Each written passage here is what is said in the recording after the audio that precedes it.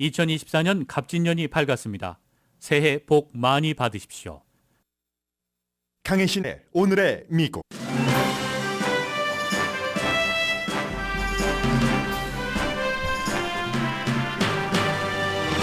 트럼프 전 대통령이 공화당 대선 후보가 되기 직전 시기가 됐습니다. 미국 내에서는 그가 당선될 때 예상되는 국정 운영 시나리오를 점검합니다. 파이낸셜 타임스는 사설에서 유럽과 한국 등 미국 동맹국은 트럼프 임기 2기에 대비하는 정책을 세워야 한다고 주장합니다. 외교는 섬세해서 대놓고 바이든 패배를 암시하길 원치 않지만 만일의 사태에 대비하는 것은 바이든이 재선돼도 헛수고가 아닐 것이라고 강조를 합니다. 트럼프 대 바이든 대결에서 차기 대통령을 결정할 5가지 요소를 더 힐이 보도했습니다. 경제와 함께 와일드카드인 제3당 후보 등이 포함됩니다. 전미 자동차 노조가 주저했던 바이든 대통령 공식 지지를 매듭지었습니다. 경합주 미시건에서 4만 명 멤버의 지지를 받는 건 선거에서 무척 중요합니다. 미국 경제는 지난해 마지막 분기에 3.3% 성장의 호황이라고 볼 수 있습니다. 테슬라 CEO 일론 머스크가 판매 성장에 대해서 경고를 한 뒤 테슬라 주식은 오늘 크게 내려갑니다. 뉴욕 시티 칼리지가 저널리즘 대학원 등록금 전액을 무료로 한다고 발표했습니다. 대학 측은 팬데믹 이후 미디어 환경이 나빠져서 멘터가 현장에서 드물 때 학교 교육이 더욱 중요하다는 판단에 따른 조치라고 밝혔습니다. 미국인 35%는 이스라엘이 팔레스타인에 대해 대량 학살을 저지르고 있다고 생각합니다. 반대로 대량 학살을 저지르지 않는다고 생각하는 사람이 1%포인트 많은 36%입니다.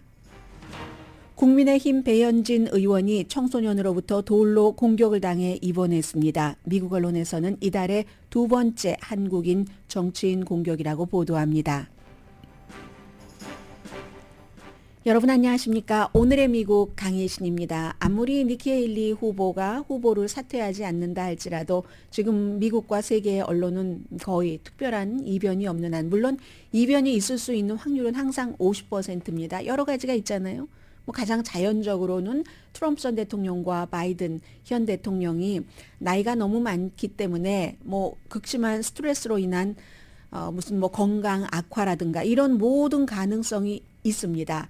그런데도 불구하고 이제는 트럼프 대 바이든 어느 때보다도 길죠, 기간이.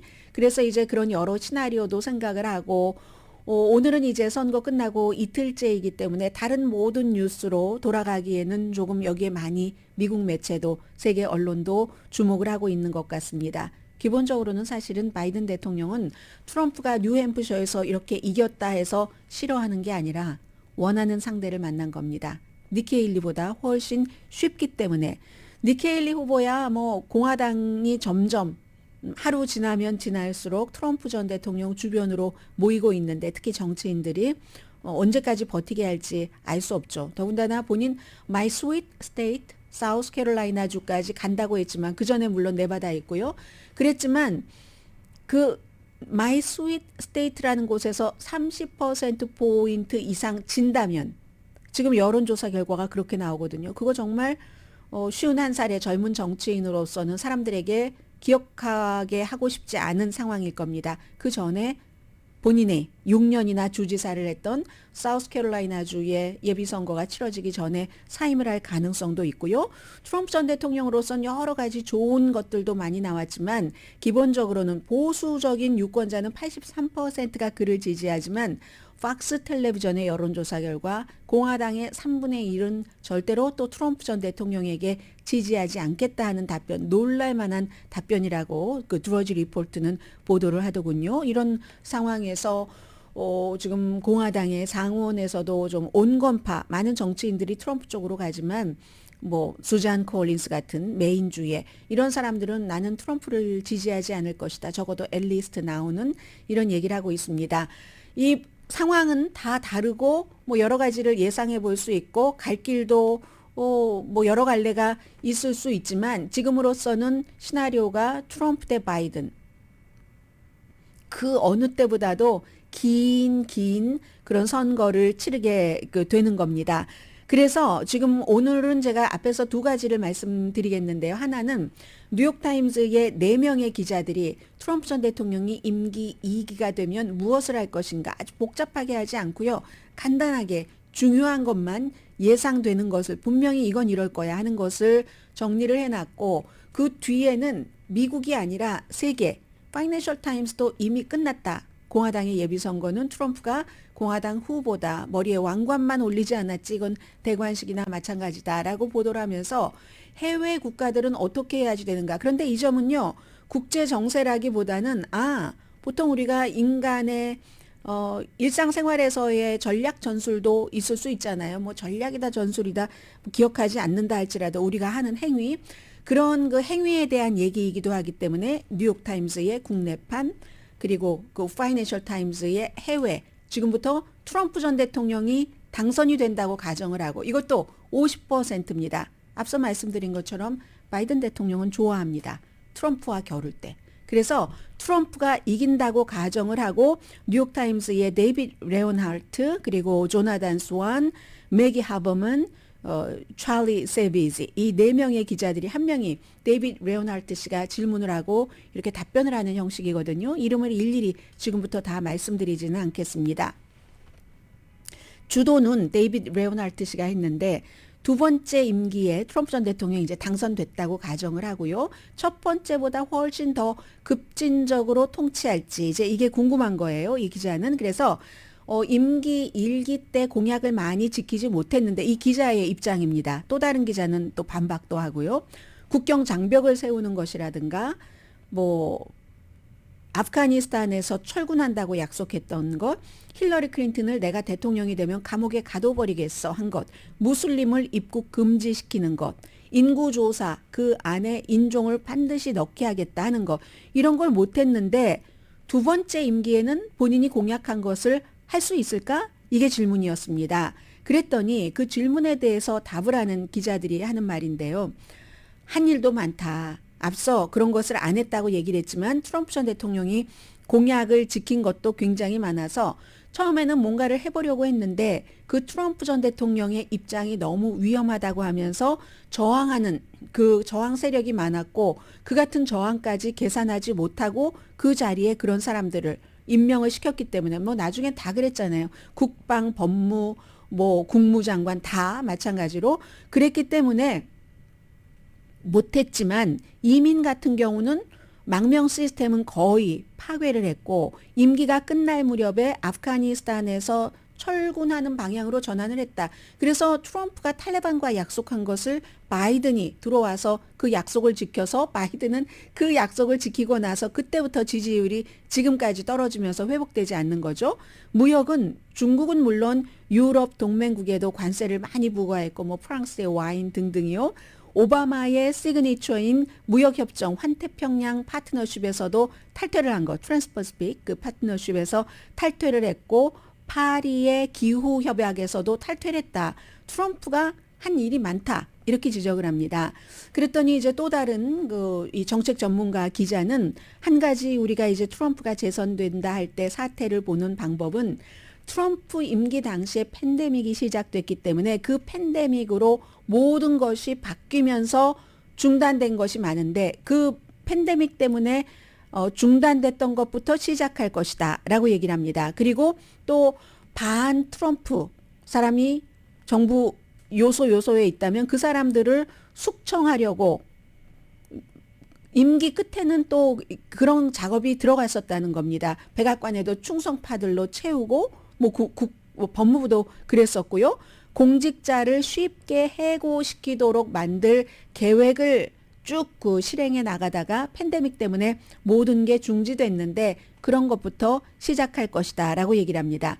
트럼프 주변 사람들도 4년 동안 첫 번째 임기 동안에 어떤 뭔가를 그 작동하는 방법을 배웠고 더욱 임기 2기에는 유능해질 가능성이 높기 때문에 그 수준에 처음에 아마추어였던 게 아니라 정교함으로 시작을 할 것이다. 그러니까 사실은 제가 몇 주일 전에 여러분들께 이코노미스트를 또 파이낸셜 타임즈를 인용을 해서 보도드린 그런 것들을 똑같이 다시 한번 확인을 하는 겁니다. 그러면 트럼프 전 대통령이 재선됐을 때 임기 첫 번째 우선순위가 무엇일까 하는 것에 대해서는 이민이라고 말합니다. 공화당의 지금 여러 주지사들이 하는 것과 비슷하게 그리고 반란법을 동원해서 국경을 단속하고 서류 미비자 첫날부터 대규모로 추방한다고 약속을 했었죠. 그리고 이제 법무부를 정치적인 적에 대한 복수의 도구로 만들 것이다. 이건 이제 민주주의 문제라면서 그 참여한 기자들이 모두 걱정을 했고요. 해서 현재 지금 트럼프 전 대통령은 보복 대상이 될 그런 사람들의 리스트를 작성 중이랍니다. 자, 그렇게 될 때 아니 미국이 대통령만 있는 게 아니라 삼권 분립 아니냐? 입법부와 사법부에서 할 수 있는 일이 있지 않을까라는 질문입니다.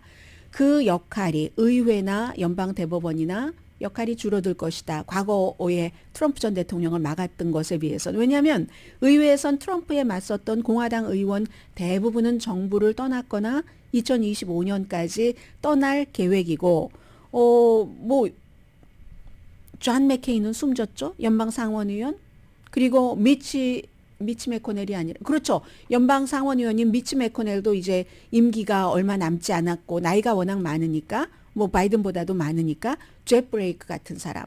그리고 또 아담 킨징거 같은 하원 의원들도 다 그 트럼프 전 대통령을 지지하는 사람들의 등살에 견디지 못하고 사퇴해버렸잖아요. 연방대법원은 너무 잘 알고 계시는 것처럼 트럼프가 지명한 사람만 하더라도 세 사람 6대3 완전히 지금 기울어져 있는데 그래서 상원 같은 경우가 트럼프에게 가장 강하게 거부하는 세력이었는데 미치 매코넬의 경력이 거의 끝나가고 그 자리를 이제 오하이오주의 J.D. 벤슨이라든가 아니면 노스캐롤라이나주의 테드 버드 같은 새로운 공화당의 조금 젊은 의원들 트럼프 전 대통령 충성파가 채웠기 때문에 이 견제는 어려워진다. 따라서 결론은 트럼프 전 대통령이 재선되면은 두 번째 임기에 대해서 본인이 이거 하겠습니다 하고 계획을 말할 때 일기 때는 쉽게 되지 않았지만 기본적으로 그렇게 하겠다는 것을 할 수 있다고 믿어야지 된다. 이게 이제 뉴욕타임스의 그 기자들의 기자 대담 비슷하게 이렇게 했고요. 그리고 지금부터는 세계 다른 나라들도 트럼프 전 대통령이 재선된다는 그 가능성에 대비를 해야지 된다. 이건 다른 나라들로선 굉장히 유리한 겁니다. 미리 결정이 됐기 때문에. 이제 니키 헤일리도 언젠가는 사퇴를 하지 않겠어요? 그러니까 1년 정도가 지금 남아있는 겁니다. 꼭 1년이 남았네요. 1월 25일쯤. 취임식을 하니까. 그래서 파이낸셜 타임스도 뉴햄프셔 승리 이후 트럼프가 공화당 대통령 후보로 된다는 사실을 기정화하고 예측할 수 없는 고립주의자가 백악관으로 돌아간다라고 표현을 했습니다. 돌아갈 수 있다는 얘기예요. 후보 지명이 빨리 돼서 이제 지금부터 이제 열심히 해야지 될 것. 좋아하는 사람도 있을 것이다. 이것도 오늘의 미국에선 간간히 여러분들께 보도를 해드렸었던 그런 내용입니다. 빅토르 올반 같은 헝가리의 독재자, 블라디미르 푸틴 이런 폭군만이 환영하는 게 아니다. 파이낸셜 타임스의 표현이에요. 그 중간에 어디 있는 사람들 심지어 베이징에서도 일부는 트럼프가 재선되는 것을 좋아한다. 괜찮다라고 본다고 얘기를 합니다.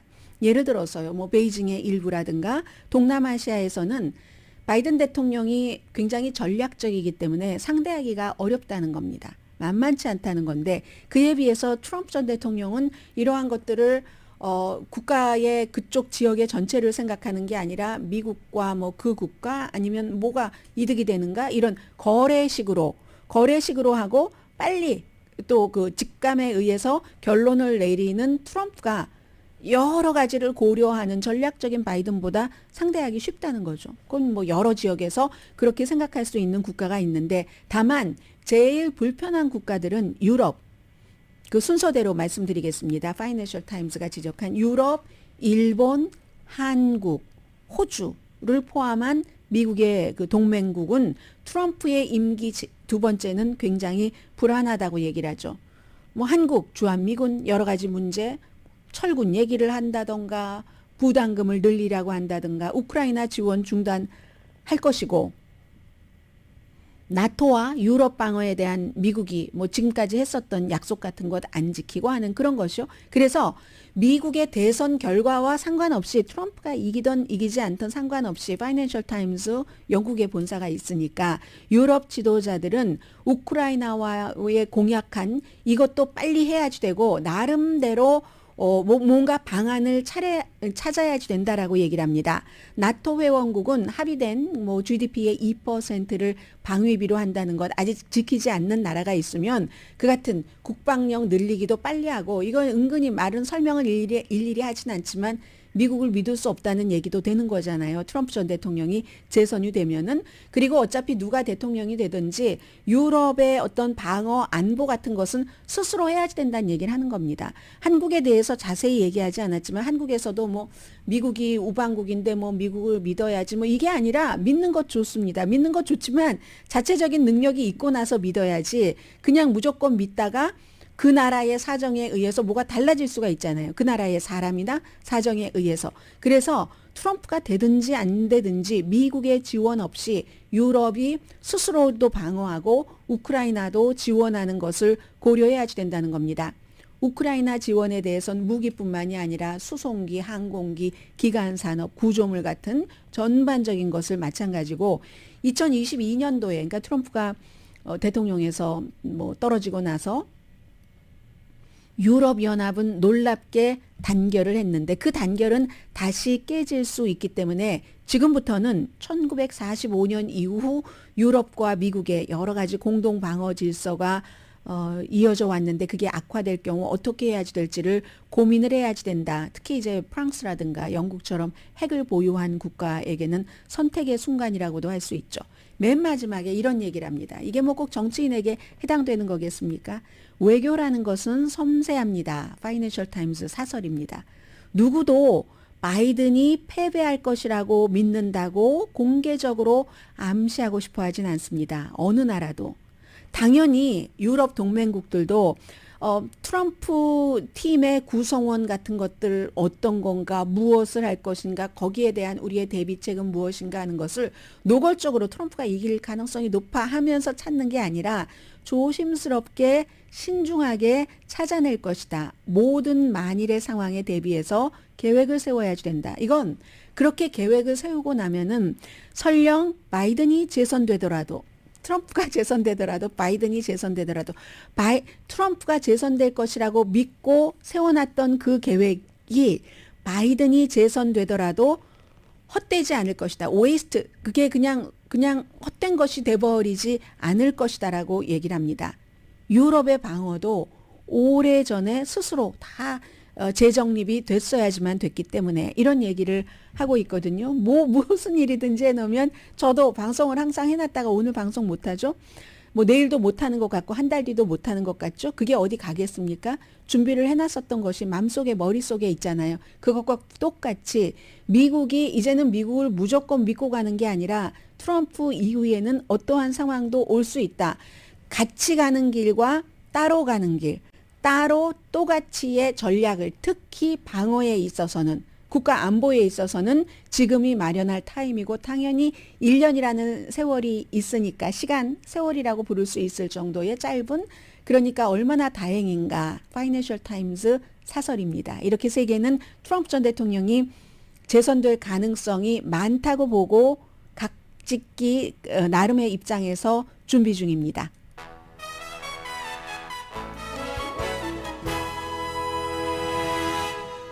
오늘의 미국은 전문가가 추천하는 이민법, 가정법 전문 제인정 종합법률사무소, 총 20억 달러 승소, 교통사고와 상해 전문 브라이언 타필라와 CG 변호사 그룹, 코지다운 갤럭시 이불은 잠이 솔솔 오게 하는 기능성 거위털 이불로 독일 회사와 함께 생산합니다. 코지다운 갤럭시 이불 공동 후원입니다. 잠시 뒤에는 이제 미국에서 보도하고 있는 한국의 중요한 뉴스 간단하게 두 가지 전해드리겠고요.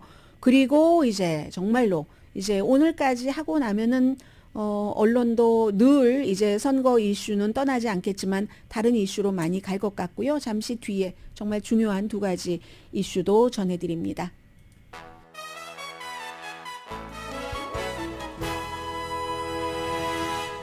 라디오 서울 방송 오늘의 미국 듣고 계십니다. 하나는 지금 한국 관련 뉴스는 요즘 계속 경고가 나오고 있죠. 뭐 북한의 전문가 미국에서 활동하고 있는, 그리고 뭐 어제는 보니까 워싱턴 포스트도 그 사설에서 북한의 여러 가지 그 움직임 같은 것을 바이든 대통령이 아무리 바빠도 신경을 써야지 된다, 중요한 이슈로 놓고 그런 지적을 했던데, 오늘도 마찬가지입니다. 북한이 핵탄두를 발사할 수 있는 새로운 크루즈 미사일을 시험했다고 주장을 했고, 풀 화살 3-32로 미사일 시스템 지금 개발 단계랍니다.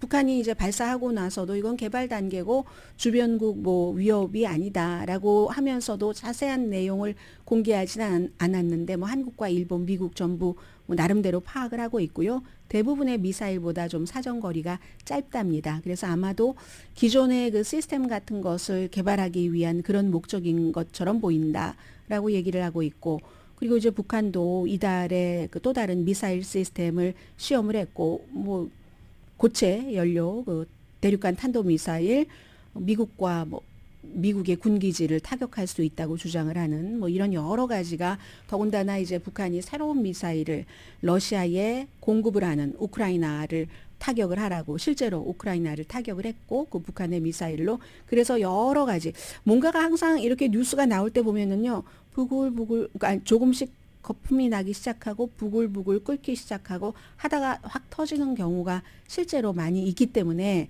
특히 이제 예상하지 않고 준비하지 않고 터졌을 때의 그 여파가 굉장하죠. 지금 계속 북한에 대해서는 여러 방면에서 위험 경고가 나오고 있습니다. 국민의힘 배현진 의원이 10대 중학생, 본인 15살이라고 경찰에게 얘기를 했다고 하는데, 주머니에서 돌도 꺼내서 강남 신사동에서 혼자 뭐 건물 안에서 이렇게 걸어가고 있는데 당신이 배현진이냐고 물어보고는 막 머리를 그 돌로 내리쳤다고 하거든요. 그리고 쓰러져 있을 때도 쳤고, 경찰이 올 때까지 또 그 배현진 국회의원을 쳐다보고 있었고, 두피가 1cm 찢어져서 봉합을 했는데 지혈성 출혈이나 골절 뭐 이건 아닌 것 같은데 좀 약간 그 미세 출혈이 있는 상황에서 상태를 지켜봐야지 된다. 이게 이제 의사의 진단이고요. 당연히 지금 병원에 입원해 있고 피를 흘렸었고, 어제 오후 5시 20분경에 강남구 신사동의 한 건물에서 일어났던 일이랍니다. 뭐 촉법 소년에 대해서 이 용의자가 얘기를 했다고 하는데, 그게 이제 14살 미만 이제 소년법을 적용해서 뭐 범죄 행위에 대해서 벌을 받지 않고 소년법을 적용해서, 그런데 이거를 나이를 어떻게 하느냐 뭐 이런 이슈가 많이 있잖아요. 그 얘기를 조금 했었다는 얘기인 것 같고, 아무튼 이래서 미국에서 이런 내용을 보도하는 것은 한국에서 이재명 더불어민주당 대표에 이어서 이번에는 또 뭐 지금 한 달이 채 지나지 않았는데 배현진 의원까지 정치인이 두 번째 피습당했기 때문에 이런 것을 이제 보도를 했고요. 그리고 이제 몇 가지를 이쯤에서 일단은 마무리가 조금 될 것 같은데요. 앞으로 나오는 뉴스는 다 제가 앞에 말씀드린 그 뉴욕타임스 기자들이 뭐 방담 비슷하게 한 트럼프 전 대통령의 임기 2기가 국내에서는 어떻게 될 거야?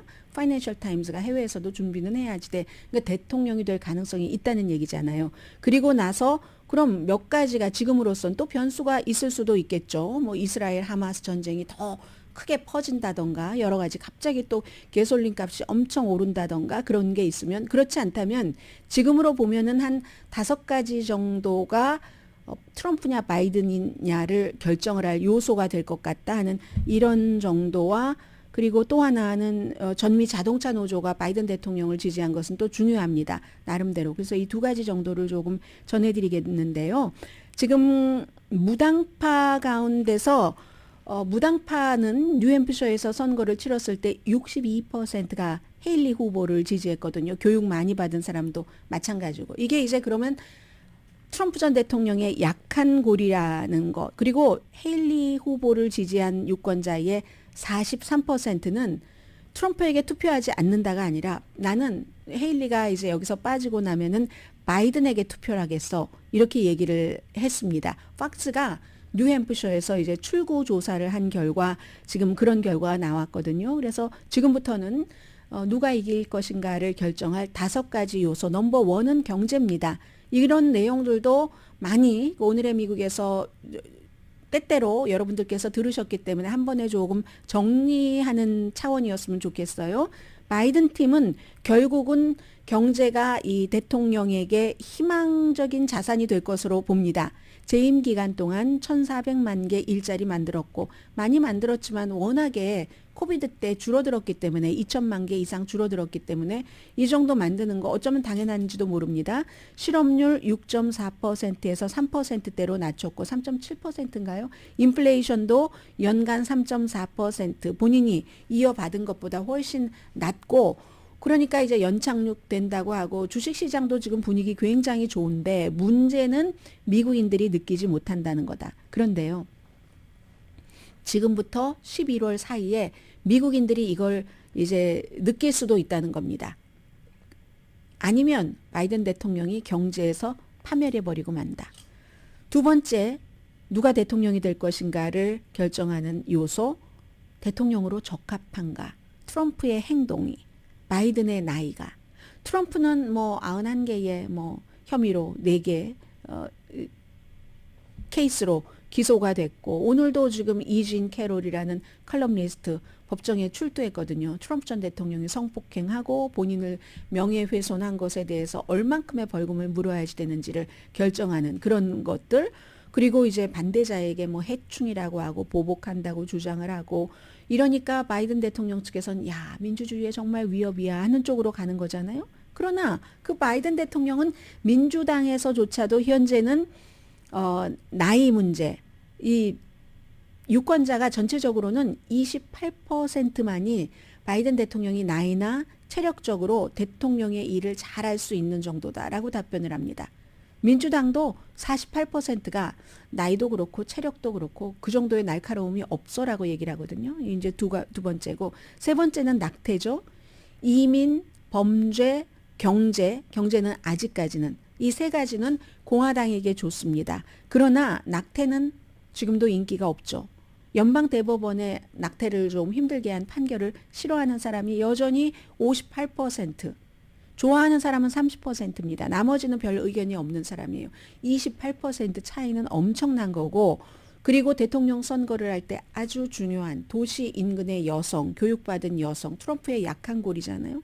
그런 사람들이 중요하게 생각하는 이슈입니다.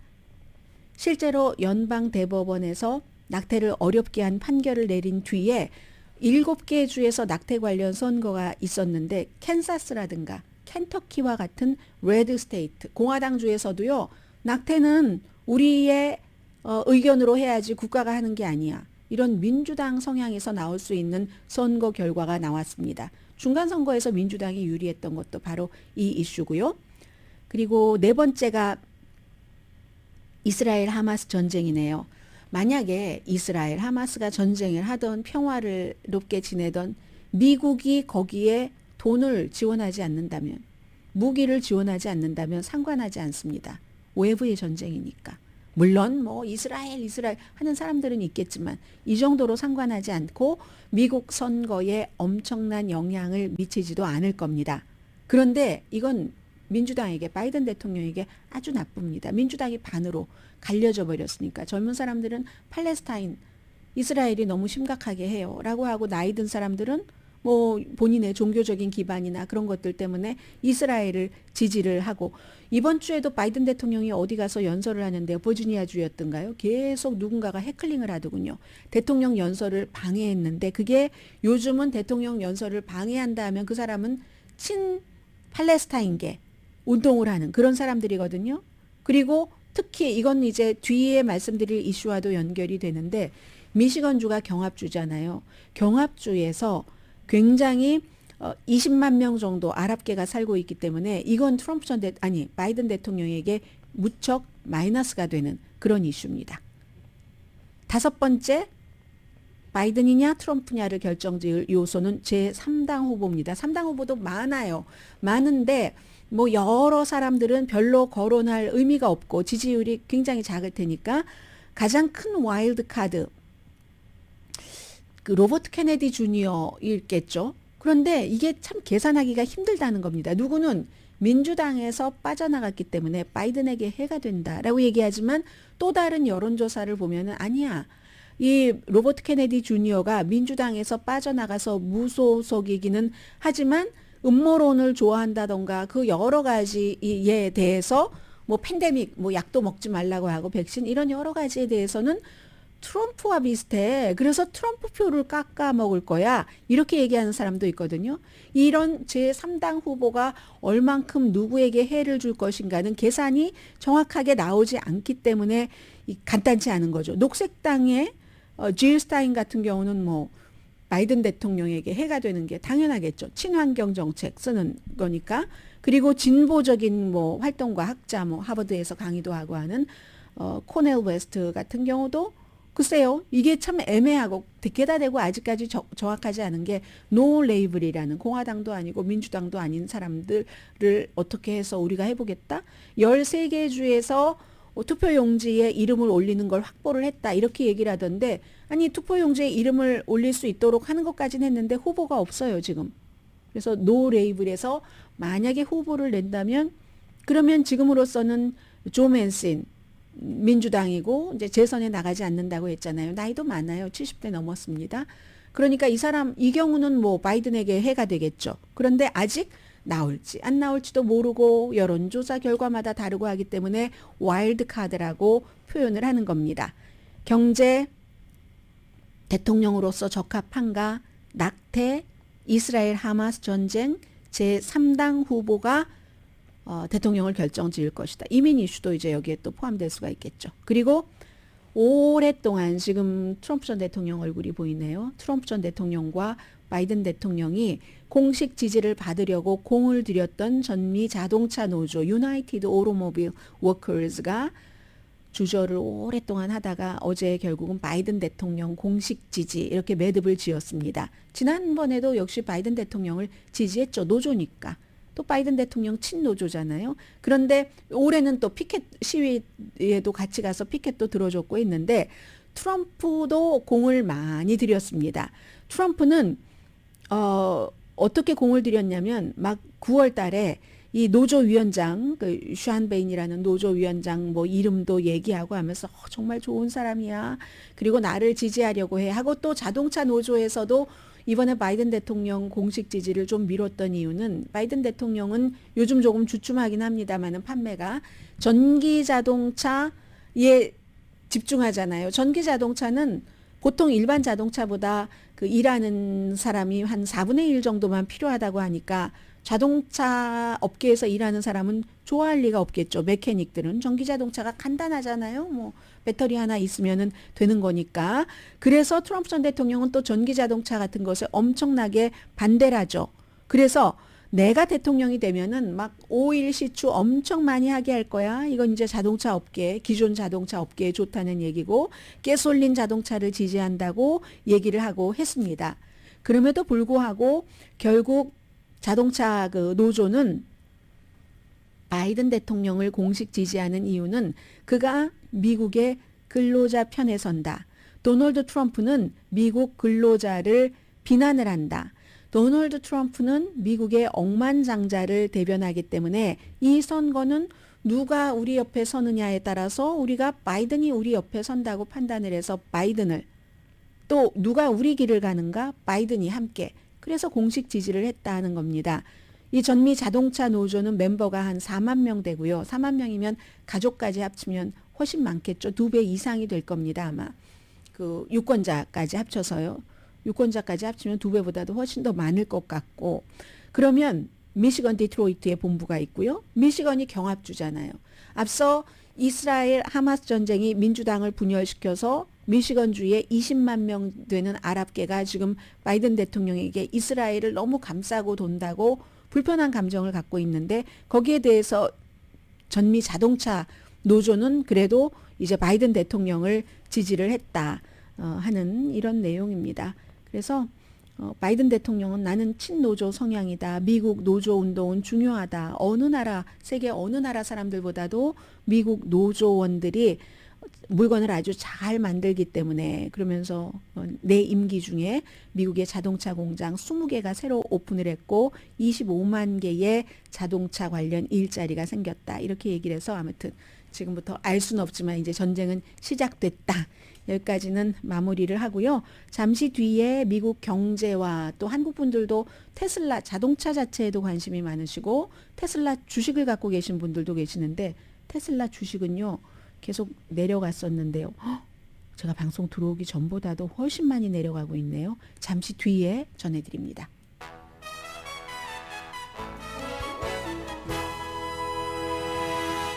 라디오 서울 방송 오늘의 미국 듣고 계십니다. 피에로 나바로라는 그 캘리포니아주에서 간 교수잖아요. 4년 징역형을 선고받았다고 하네요.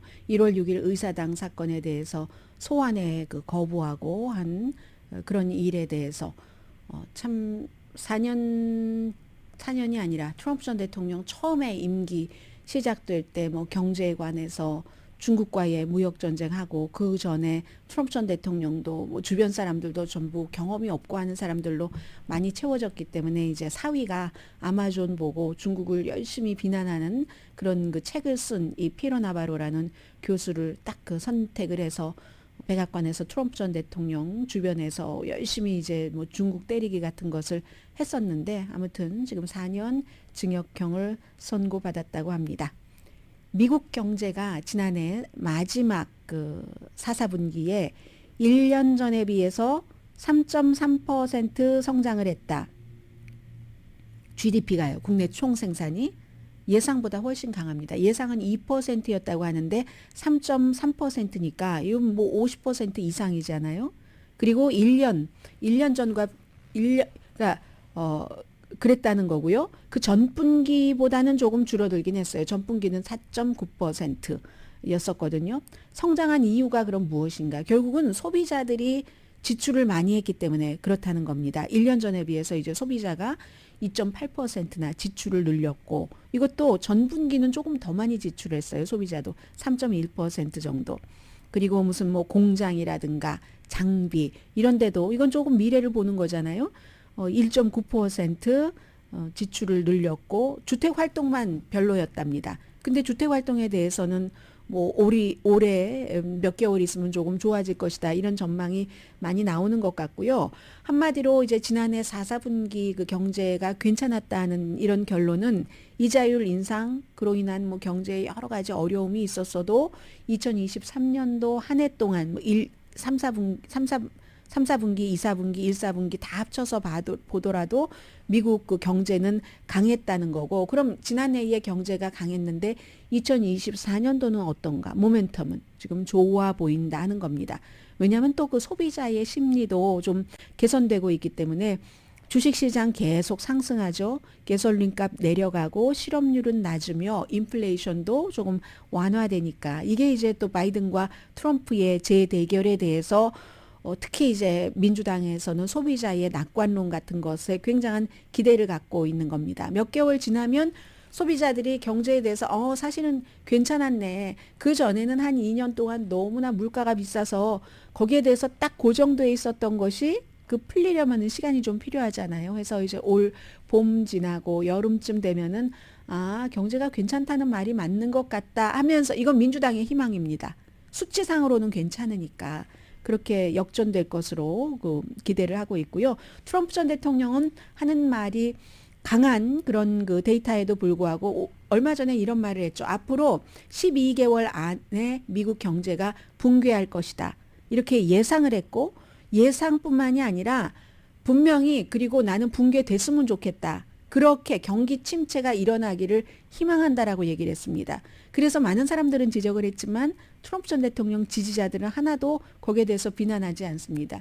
트럼프 전 대통령이 그렇게 얘기한 건 그냥 경기가 침체됐으면 좋겠어. 그리고 나서 내가 대통령 당선돼서 세우면 되잖아. 내가 보여줄게. 이렇게 얘기를 했고요. 지금 경제는 그렇습니다. 테슬라를 좀 말씀드리겠는데 주식값도 그렇고 자동차 시장의 미래에 대해서도 조금 모든 것은 열을 붉은 것이 없잖아요. 좀 생각을 해볼 수 있는 건데 이미 테슬라가 이제 마진이 줄어들었다는 경쟁사가 미국 자동차, 중국 자동차, 특히 BYD처럼 배터리를 생산하는 것으로 시작을 해서 전기 자동차의 배터리 값이 비싸니까요. 그래서 자동차를 만드는 회사와 경쟁, 테슬라 중국에서도 팔리고 하니까 그런 것들이 이제 마진이 줄어들었고 테슬라도 자꾸만 가격을 내려가고 그래서 급기야는 또 올해 매출이 성장은 돼도 팔리는 게 늘어나긴 늘어나도 그렇게 많이 팔리진 않을 것이다. 성장 폭은 줄어들 것이다. 이렇게 경고를 하니까 오늘 뭐 장 열리기도 전에 8%가 하락했던데 지금은요. 8%가 뭡니까? 13.12%. 200달러 아래로 내려갔습니다. 얼마 전까지만 하더라도 뭐 220달러 이 정도 되던데 180달러 56센트입니다. 현재 테슬라 주식값이요. 그래서 이제 이렇게 되는 경우는 뭐 500달러 이상의 손실이 있지 않을까. 이달 들어서 16.4%가 내려갔고 뭐 테슬라가 내려가면 이제 그밖에 다른 전기 자동차 그런 그 주식값도 좀 같이 내려갑니다. 뭐 리비단 이런 데는 같이 내려가는데 이게 이제 원래 중간 목표 주식값이 225달러였는데 지금 180대까지 되는 거고요. 아무튼 이런 정도가 됐기 때문에 지금 중국 자동차 회사들은요. BYD만 하더라도 테슬라와 값이 엄청나게 차이가 나면서도 그 품질은 나쁘지 않다는 게 뭐 요즘 중국 자동차는 그 안에 뭐 냉장고도 있고 운전자에 대한 여러 가지 그 보조 장치 등 여러 가지 새로운 모델들을 공개를 하면서 중국 자동차가 마치 가전제품인 것처럼 이렇게 하거든요. 그러니까 테슬라가 따라가기가 조금 힘들어 보입니다. 그래서 많은 사람들은 처음에 딱 개발을 하고 막 모든 것이 좋았어 하던 그 테슬라가 시간이 지나면서 점점 전통적인 자동차처럼 보이는구나. 왜냐하면 새로운 것들이 차고 나오니까 열을 붉은 꽃이 이 세상에 어디 있겠습니까?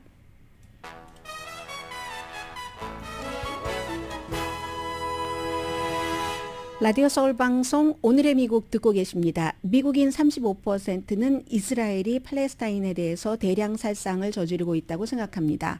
이렇게만 말씀드리면 굉장히 그런가 하는데요. 그렇지 않습니다. 라고 답한 사람이 36%라는 것까지 전해드리고요. 29%는 잘 모르겠다. 이건 이코노미스트와 유가브 영국의 여론조사기구와 매체가 공동으로 1월 21일부터 23일까지 조사한 결과입니다. 그런데 이것도 세계 다 마찬가지예요. 18살에서 29살은 대량 학살 저지른다. 49% 훨씬 많은 거죠. 36%보다. 민주당은 49% 미국에서 한 거군요. 그러니까 전체보다 많은 거죠. 이게 금요일에 국제사법재판소가 바이든 행정부를 상대로 뭐 여러 가지 관련 소송 같은 것을 준비하면서 나온 겁니다. 그리고 이제 미국 국무부도 이스라엘이 유엔 건물에서 한 800명 정도가 대피하고 있었는데 이스라엘 그 탱크 포격을 맞아서 뭐 12명이 사망했고 75명이 부상했다 하는 발표도 나왔고 북쪽에서 점점 남쪽으로 와서 그 유니스 칸이라는 곳에 사람들이 대피를 하고 있는데 여기가 원래 주민 자체는 8만 8천 명인데요. 피난민이 42만 5천 명이랍니다. 8만 8천 명 주민의 피난민 42만 5천 명. 많은 사람들이 병원에 갇혀 있는데 병원에 갇혀 있어도 불안하죠. 저 병원에 하마스가 있어 하면서 충분히 공격을 할 가능성이 있기 때문에 그리고 이제 이렇게 되면서 가자지구 사람들이 이제 그 유엔의 발표입니다. 사무총장이 가자지구의 모든 사람들이 굶주리고 있다. 예전에 벌써 몇 주일 전에 아이가 뭐라고 했죠? 뭘 먹고 싶다고 했죠? 달걀인가요? 뭔가요? 그거를 아이를 날마다 그거 먹이는 게 그렇게 대단한 일입니까? 어느 젊은 아버지가 의사 아버지가 그런 말을 했던 게 기억이 나는데 10월 7일 하마스가 이스라엘을 쳐들어가서 야만적으로 1200명을 살해하고 또 수백 명을 인질로 잡아갔습니다. 그 이후에 이스라엘은 지금까지 25,700명 가자 주민을 숨지게 했고 인구 230만 명 가운데 85%가 난민, 피난민으로 지금 돼버렸습니다. 그리고 뭐 예멘 이 주변에서도 지금 굉장히 어수선한 일들이 많다는 것 전해드리고요. 자, 오늘 마지막 뉴스네요. 뉴욕 그 시립대학이요. 그 시티 유니버시티 오브 뉴욕에 크레이그 뉴마크 저널리즘 대학원 크레이그 리스트 있잖아요. 크레이그 리스트 그 크레이그 씨가 기부를 해서 시작이 된 그런 그 석사 과정 등록금이 이제 다 무료랍니다. 이게 이제 요즘에 어제 말씀드렸습니다마는 로스앤젤레스 타임즈도 굉장히 많은 사람을 해고를 했고 그 해고한 사람 가운데는 뭐 참 그 사람 해고돼서 서운하네 하는 한국 분들이 생각하실 만한 분도 해고가 됐고 했는데 그런 상황에서 학생들이 저널리즘을 요즘처럼 소셜 미디어가 많은데 가짜 뉴스도 많은데 뉴스 아닌 가짜 뭐 주장도 많은데 그런 교육을 딱 그 필드에 들어가서 멘토에게 받아야 되는데 이제 멘토도 그렇지 많지 않기 때문에 대학교에서의 교육이 더 중요하다는 얘기입니다. 그래서 저널리즘을 공부하려고 하는 학생들에게 전부 무료로 하는데 석사 학위 과정이 뉴욕 거주자는 18,600달러, 비거주자는 거의 39,000달러 되는 것을 다 무료로 한다는 겁니다. 2년 전부터 점진적으로 무료로 등록금을 이렇게 하기로 해서 뭐 올해는 25% 무료, 뭐 내년에는 50%이 칼리지의 다른 프로그램들도 그렇게 많이 하고 있는데 뉴스 산업이 팬데믹 이후에 엄청나게 휘청거리기 시작했잖아요. 그래서 누군가가 의미 있게 주는 돈은 이렇게 쓰여지기도 하네요. 오늘의 미국은 전문가가 추천하는 이민법, 가정법 전문 제인정 종합법률사무소 총 20억 달러 승소, 교통사고와 상해 전문 브라이언 다필라와 CG 변호사 그룹, 코지다운 갤럭시 이불은 잠이 솔솔 오게 하는 기능성 거위털 이불로 독일 회사와 함께 생산합니다. 코지다운 갤럭시 이불 공동폰이었습니다. 10시에 브라보 마이 라이프 방송됩니다. 사우디아라비아가 70년 만에 처음으로 이제 술을 파는 가게를 오픈을 했다고 해서 많이 바뀌네 했더니 처음에는 뭐 외교관만 거기서 술을 살 수 있다고 하네요. 그렇게 시작되는 거겠죠. 강혜신이었습니다.